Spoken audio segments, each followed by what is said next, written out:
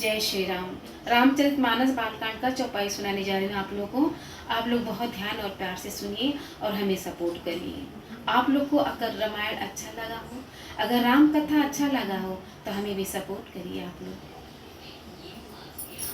सुर समर करनी करही, कही न जनावही आपू, विद्यमान रन पाई रिपू, कायर कथहि प्रतापू। सूरवीर तो युद्ध में करनी सूरवीरता का कार्य करते हैं, कहकर अपने को नहीं जानाते। शत्रु को युद्ध में उपस्थित पाकर कायर ही अपने प्रताप की डींग मारा करते हैं। तुम तो कालू हाक जनु लावा, बार बार मोहि लागी बोलावा। सुनत लखन के बचन कठोरा, परसु सुधारि धरऊ कर घोरा।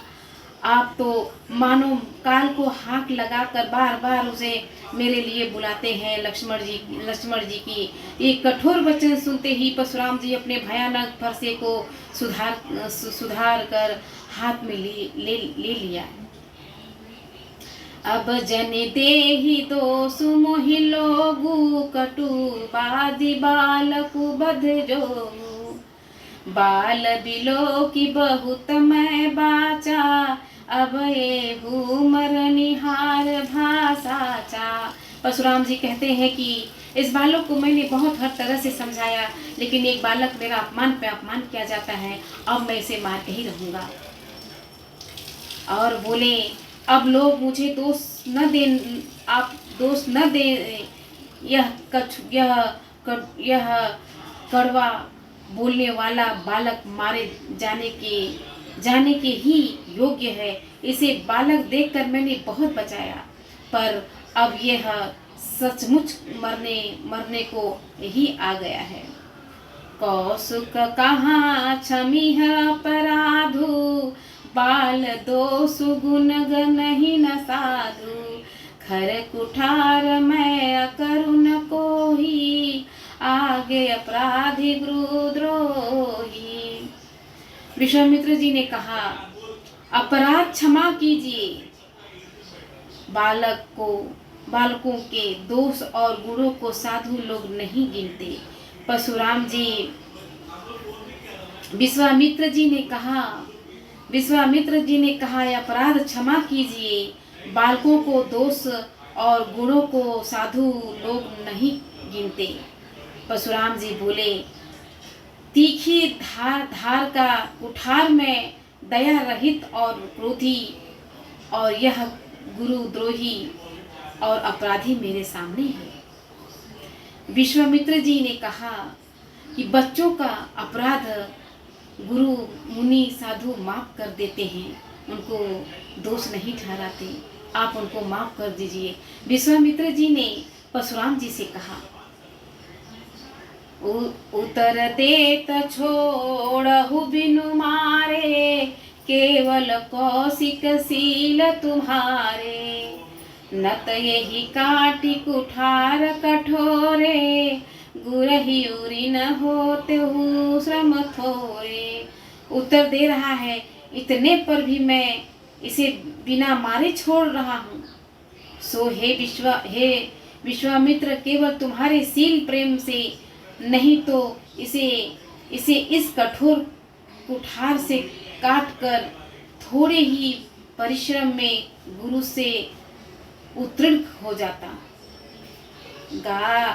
गाधि सुनु कह हृदय हसी, मुनहि हरि अरहु सूझ।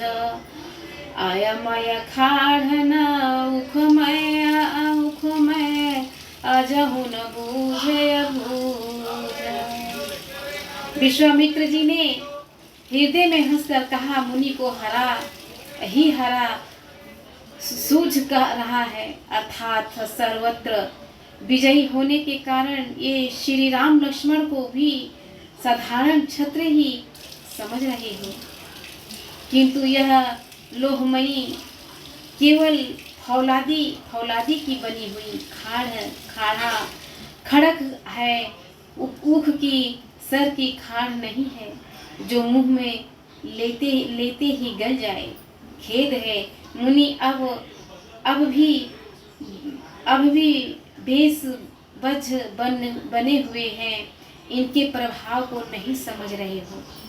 विश्वामित्र जी परशुराम जी को बहुत तरह से समझा रहे हैं कि राम लक्ष्मण को आप कोई मामूली इंसान मत समझिए, लेकिन विश्वामित्र सुनने के लिए तैयारी नहीं है। परशुराम जी सुनने के लिए तैयार नहीं है। आज मुझसे थोड़ा कहीं गलत सही हो जा रहा है, उसके लिए मैं क्षमा चाहती हूँ आप लोग से। कहु लखन मुनि सील तुम्हारा, को नहीं जाना विधित संसारा।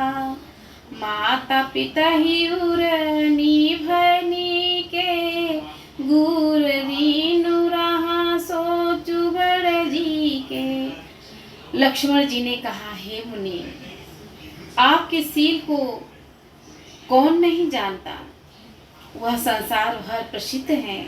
आप माता पिता से तो अच्छी तरह उत्तीर्ण हो ही गए, अब गुरु का ऋण रहा जिसका जी में बड़ा सोच लगा है।